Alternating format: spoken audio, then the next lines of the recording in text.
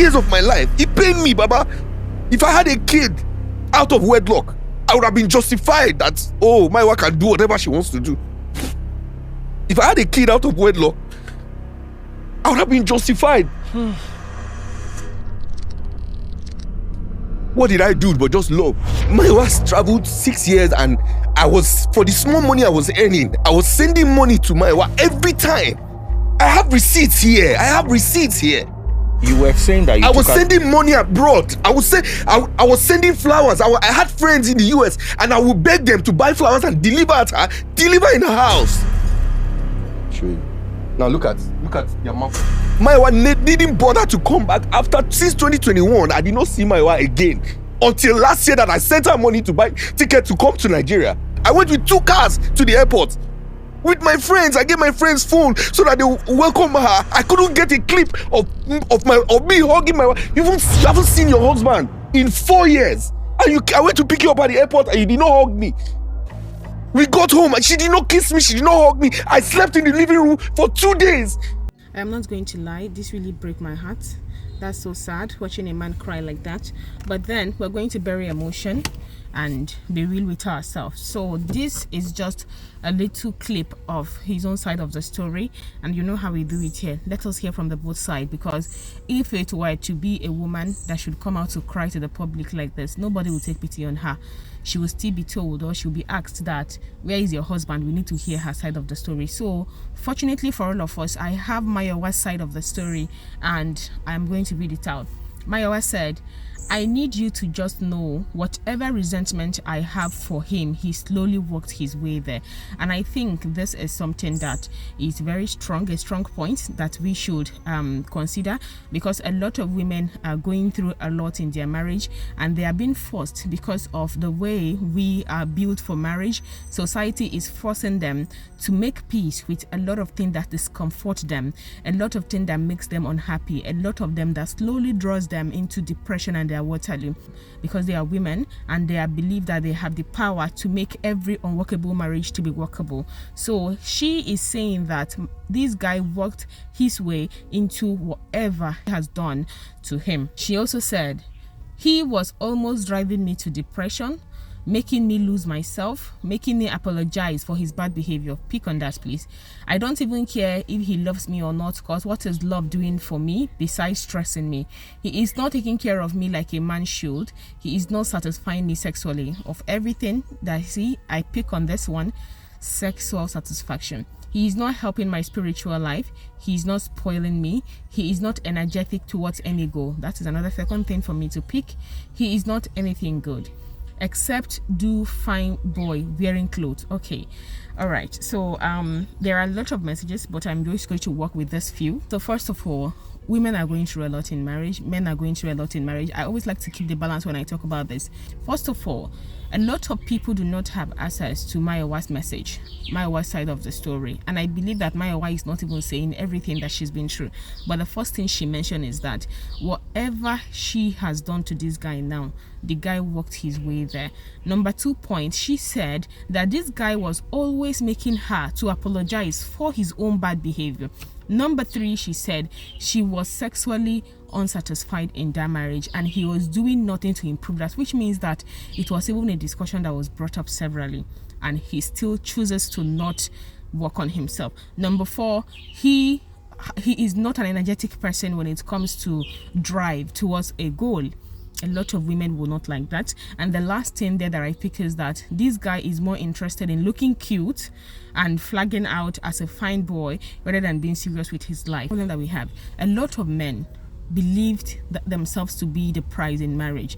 So when they get married to you, they always put themselves in a position of, you have to worship me because I am the prize. I have done you a favor by getting married to you to become my wife. I remember some men that will even tell their wife that if you even decide to leave this marriage now, nobody will marry you because I find you attractive. A lot of men will not find you attractive, and they start trying to give you this kind of insecurity behavior where they point out some things that happen to be your insecurity.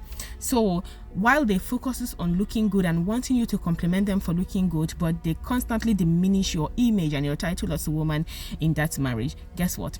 It is not every woman that is a weakling. Let us begin with that. Despite the fact that whatever Mayowa may have been through in this marriage is currently the reality of many women who are not bold enough to take the decision that Mayowa has taken. Guess what? Nobody is listening to them. They are the woman and they are expected to tolerate everything. Now, the only reason why this guy is weeping this much is because Mayowa has done something that this guy never expected in his life. He has viewed Mayowa as a weakling, a lover, somebody who is committed to my beauty. I'm a cute guy and he cannot get another cute guy out there. I am not in their marriage, but now I am drawing conclusion from what he said and what Mayowa said. Mayowa said you pay too much attention on looking good, that you are not serious about goals in life. She said that you are not sexually satisfying her, and you're doing nothing about that.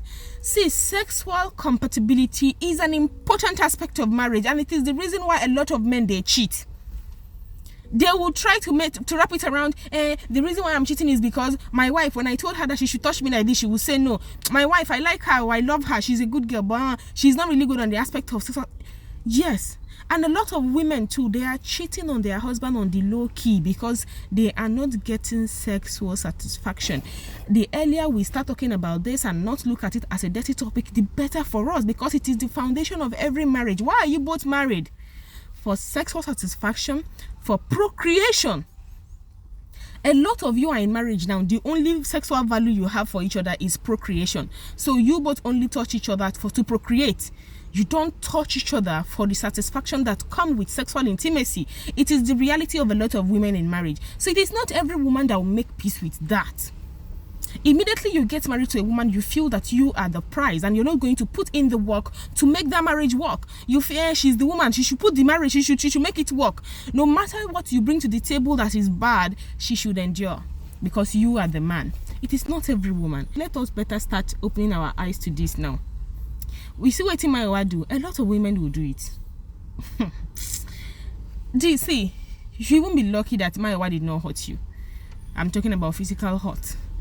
Because some women, they have been pushed to the point of rage. They feel that their life has been destroyed. They feel stagnant, as if since I got married to this man, I don't know who I am anymore. I do not have sense of identity. This man has taken away my pride away from me. And it will push them to the point of rage that they would attempt to hurt their husband physically. So I think that Mayowa actually have the self-control for choosing to emotionally hurt you rather than physically hurting you. We've been seeing a lot of things online now where women go paying a husband. These women are frustrated, they are depressed. They are depressed. A woman will go through a lot of nonsense in marriage and she'll be asked to pray, she'll be asked to fast, she'll be asked to endure. Pray for your husband, fast, to talk to God. She have to continue to live with that, combined with the stress of having children in that marriage as well. Now, we are also not going to justify what Mayowa has done because she could have done better in the aspect of when she was going through all of this and she already knew that, okay, this is not going to work, this is not what I want. There was no need for you to be collecting money from the guy. There was no need for you to continue to ride him on to make him to believe that he is still the man. No, judgment is not yours to do. The only judgment that is yours is to walk away. You already know that you're going to walk away. Please simply do. Talk to him about it, that you are not comfortable with the situation you found yourself in marriage and you want to move. Be it that he agree or not, start making plans towards moving. You don't have to make him to be financially committed to you. You don't have to continue to ride his emotion on. You don't have to do that to him. He is not even aware that you're getting married to another man. That's the height of it. I am not going to support that. That's hurtful because men also do that to women. Shebi, you all remember the lady who came online to cry, to weep and seek for help, that she is devastated because the husband abandoned her in America, came down to Nigeria to marry. They did not quarrel, no fights. They kissed, everything was fine when he left, only for her to see wedding pictures all over.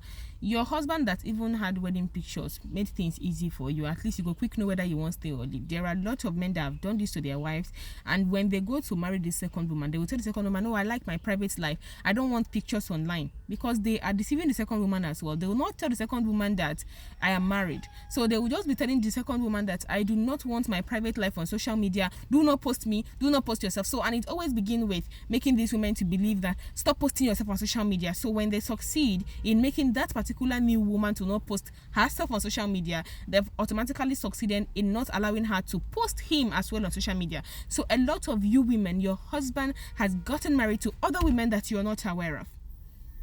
So the one that come out to post wedding pictures online is actually making things easy for you. So this is what people are going through in marriage. No gender actually deserve this. So forget feminism. No gender deserve this.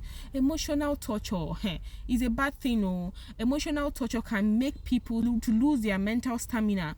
Is the reason why a lot of people are mad in the street. They walk, they talk. When you see that a person loves you, please don't take advantage of them. You came down to Nigeria, you still allow him to come to the airport to come and welcome you. You're no longer interested in him. Why now? Why did you humiliate him? Why did you allow him to come to the airport? When he brought up the idea that he wants to come to the airport, you should have told him not to worry. Or better still, don't tell him you are coming, so that if you know you cannot convince him not to come to the airport, don't tell him you're coming. Just come and surprise him. And the surprise should be, I'm coming to break up. There is no need for you to allow him to come to the airport with his friends. You did not hug him. You arrived home, you did not kiss him. See, let's say one thing. When a woman is done, when a woman is emotionally done with you, there is nothing on this earth you give to her again that can move her. And there are women who are currently married to their husband and they are done with their husband. They are still married, but they are done. They don't have any connection. If you like, die. If you like, no die. Nothing consign them. They are just in that marriage because they have nowhere to go. And you see the part where she mentioned that the guy has no zeal when it comes to, goals in life. It is not every woman that like a man who is not driven by success. They want a man that is driven by success, a man that is purposeful, a man that dares to do great things in life. And that is a source of pride for them as a woman. So if you're the kind of man that you're just there and you're not aligning with the value of this woman, they would fall out of love for you. So I think the lesson that we should pick from this is that love is not enough. Love is not enough. Alignment matters in marriage. Alignment. You both need to align to each other's values. It is not just about you. In marriage, it is a mutual effort. It is not just about you. You are not the prize. She is not the prize. You both are partners and you have to work towards making the marriage a success. So if you're in marriage and what is in your head is, I am the prize. She has to put in the work to keep me. He has to put in the work to keep me. That is the beginning of the failure of that marriage. I hope they both find peace for whatever decision they've taken in their life at this point.